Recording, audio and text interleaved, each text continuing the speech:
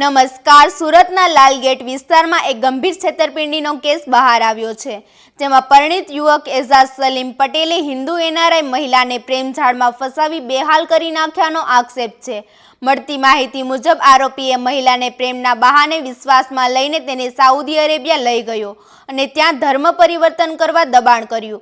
ત્યારબાદ બ્લેકમેઇલિંગ દ્વારા મહિલાથી 18 તોલા સોનાના દાગીના, હૈદરાબાદમાં 50 લાખનો ફ્લેટ અને લગભગ 60 લાખ રૂપિયાની રોકડ પડાવી લીધી હોવાનું સામે આવ્યું છે.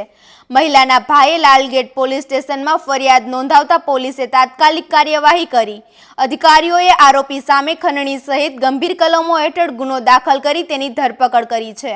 વધુ સમાચાર માટે જોતા રહો આરપી ગુજરાત ન્યૂઝ રાજકોટ. જેમાં એક ભોગ બનનાર મહિલા અત્યારે યુએસએ રહે છે અને તેની સાથે અત્રેના લાલગેટ પોલીસ સ્ટેશન વિસ્તારમાં રહેતા એઝાઝ સલીમભાઈ પટેલ ઉંમર વર્ષ 32 નાઓએ તેની સાથે ઘોડદોડ રોડ ઉપર G3 ફેશનમાં ઓનલાઈન ઈ-કોમર્સ વિભાગમાં કામ કરતો હોય અને ઓનલાઈન શોપિંગ દરમિયાન તે એના કોઈ પણ રીતના સંપર્ક નંબરો મેળવી અને તેની સાથે મિત્રતા કેળવેલી.